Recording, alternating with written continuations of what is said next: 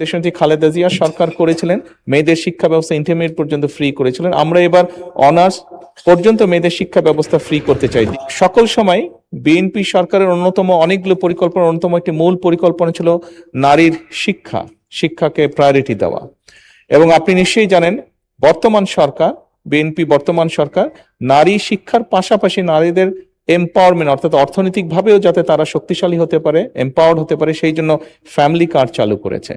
এবং আমরা একই সাথে আরেকটি পরিকল্পনা যেটা গ্রহণ করেছি, যেটি বিএনপি সরকার দেশনেত্রী খালেদা জিয়া সরকার করেছিলেন, মেয়েদের শিক্ষা ব্যবস্থা ইন্টারমিডিয়েট পর্যন্ত ফ্রি করেছিলেন। আমরা এবার অনার্স পর্যন্ত মেয়েদের শিক্ষা ব্যবস্থা ফ্রি করতে চাই, ডিগ্রি বা অনার্স পর্যন্ত।